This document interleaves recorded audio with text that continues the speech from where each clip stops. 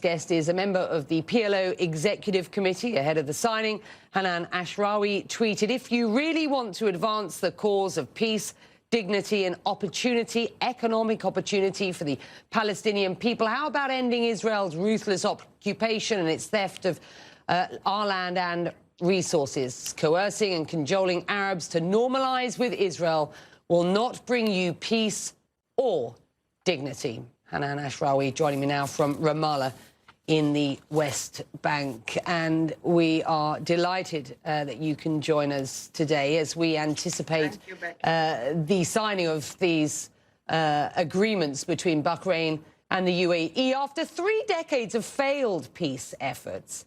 Let's be quite clear here. Many Palestinians believe the fault lies at the feet of their leadership. President Mahmoud Abbas, seen by many as corrupt and incompetent. Do you believe the Palestinian government bears any responsibility for the lack of peace and where we have effectively arrived today? Well, it's very easy and very convenient to lay the blame on the weaker side and on the Palestinian side. And it's very easy to criticize the Palestinian leadership. The fact is, we are all living under occupation. The fact is, Israel from the beginning was acting in bad faith in the sense that it had no intention of ending the occupation or of accepting international law or the two-state solution per se on the 67 borders. Israel was buying time to create more facts, to expand, and this is what created a problem for the Palestinian leadership in the sense that the people felt that the PLO had invested in a peace process that led to greater Israeli expansion, that led to more violence against the Palestinians, loss of land, loss of life, loss of resources, homes being demolished, and Israel superimposing greater Israel on historical Palestine while pretending to be engaged in peace talks. So yes, you can say the leadership did not deliver on its agenda, but it is living under occupation, and Israel is in control of the land, of the territorial waters, of the airspace, of the exit and entry points, and is making life hell for the Palestinians daily. So that's why now people turn... I'm sorry, our communications are a little bit rough, so apologies for jumping in, but I think you absolutely made your point. You have described the suspension of annexation, which, of course, came from Israel in exchange for this normalization deal with the UAE as a ploy. Recent statements from you said Israel's willful policy of displacement of the Palestinian people is accelerating on the ground. In addition to demolishing homes, you say, and I quote you here, regrettably, instead of holding Israel to account and stopping these war crimes, some countries, you say, are rewarding Israel for its lawlessness and criminality. And this, you say, is encouraging a culture of impunity. Some countries, let's be clear here, are you referring to the UAE and Bahrain? Yes, I don't mince words. Yes, I'm referring to the UAE and Bahrain and countries that are responding to pressure by the Americans and by the Israelis in order to reposition Israel in the region, in order to transform it into a major economic, political, security, military, intelligence power, and in order to sideline the Palestinian issue and to deliver Palestine to Israel, and at the same time create this extremely disruptive polarization in the region, as though you have one enemy, which is Iran, and Israel is an ally of the so-called moderate Sunni regimes. This is a dangerous misreading of regional realities. Peace cannot be made between people who've never had wars. There are lots of areas in the region that need peace. Look at Yemen, that is being bombed and innocent civilians are being killed with American weapons. Look at Syria, a major disaster, tragic area. Look at Libya. Look at even Iraq. And now look at Lebanon, that is in desperate need for positive intervention. But the real key to regional peace, the test to international law, is the Palestinian question. Because this is the issue. This is the issue. Real injustice. The UAE has committed to. Let me just jump in because I want to get as much done as possible with you because it's really good to have you on. The UAE has committed to a two-state solution. The Crown Prince here says the normalization of relations was to ensure that annexation was taken off the table, as I understand it, for at least 5 years. I interviewed the UAE's Minister of State for Foreign Affairs, Anwar Gargash, a man I know you know well, about this agreement. Have a listen to what he told me. In our assessment has not worked. And, you know, we look really at the Egyptian peace overtures and initiatives of the late 70s and 80s as a successful episode in Arab-Israeli, sort of narrative. And we look also at the Jordan agreement overall as also successful. So what do you draw from that? You draw from that is that the empty chair approach, the no communication approach, the sort of high rhetoric approach doesn't really help anybody.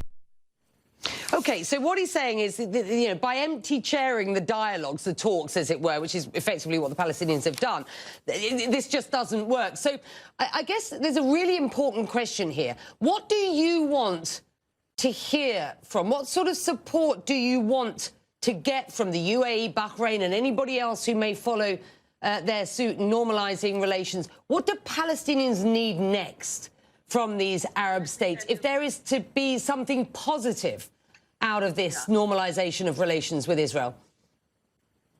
Very frankly, there is a clear difference between the Egyptian agreement and the Jordanian agreement with Israel. These were agreements in order to regain occupied Arab land. Egypt regained its land, ended a long war with Israel, much of it on Palestine, and Jordan the same thing. It ended a state of war with ongoing conflict and bloodshed. The UAE and Bahrain have nothing to do with this bloodshed. They never had anything to do with wars. So let's not be disingenuous and say they're successes. They're not successes, because if you ask the Jordanian people and the Egyptian people, they haven't normalized. Very few Egyptians, if any, come to Israel, and Jordanians do not come to Israel. There are no normal human relations and interaction. What these two countries want to do is normalize without needing actually to ask for anything in return, because they want to help, because they were made to help Trump in his elections, two beleaguered leaders, Trump and Netanyahu. Both are in desperate need. Both are in trouble at home. Both have mishandled the COVID crisis. Both of them have mishandled the economies. Okay. Both of them are seeing demonstrations everywhere. So in steps these two countries that the Trump administration has dragged into this situation to say, now you have to go out in the open about your secret relations in order to help me with my elections. Trump said it. You describe this as a win-win for the US and for the Israelis. If you talk to anybody here in the UAE or anybody in Bahrain, they say this is very clearly a win for these two sovereign states. Let me put this to you. We're just 49 days away from the US general election. Hang on.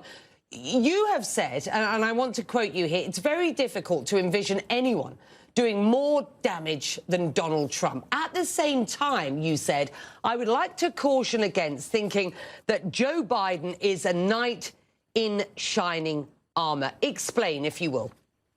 Yes, well, we're shifting now. But let me just explain about the two states thing. This, again, can be very misleading, because even Trump, in his so-called deal of the century, talked about two states. But what he meant was Israel as a major state, controlling these Palestinian Bantustans, maintaining us under Israeli sovereignty, controlling everything in the name of security, and then saying you can call it a state if you want, but it has no attribute of sovereignty or power or control. So two-state solution could mean Israel annexing most of Palestine and leaving us as population centers with no attributes of statehood. Having said that, you want me to talk about American elections? Look, Trump is very clearly pandering to his own base. He said that the evangelicals and the extreme Zionist fundamentalist evangelicals are a major proportion of his own base, and he is trying to give them what they want. And at the same time, he knows that Israel plays into this, and he wants, before elections, to not only to present himself as a peacemaker, where there is no peace to be had, by the way, but also to tell the evangelicals and to his donors, including Sheldon Adelson and others, that I have delivered. I have given Israel everything it wanted. I have bashed the So what about Palestinians. Joe Biden? And having been unable to do that, he's now going to the Gulf. Joe Biden represents the mainstream, let's say, American Democratic Party. There is a rising progressive wave within the Democratic Party that is being ignored. There's a new language. There are people who are saying you have to condition assistance to Israel as though Israel needs assistance. You have to condition it on the way it treats Palestinians. You also have to condition it on the way it complies with American law, and Israel doesn't comply with American law. And at the same time, they are saying that the business as usual approach of attempting to put pressure and blackmail and deprivation on the Palestinians to make them submit, while rewarding Israel and giving it advance payments and so on, and shielding it from accountability, this isn't going to work. So unless there is a real shift in mentality, understanding that there has to be equality before the law, equality before human rights, that the Palestinians deserve exactly the same considerations as every other nation in the world. Otherwise, they will not be able to make peace, and they will go back to making.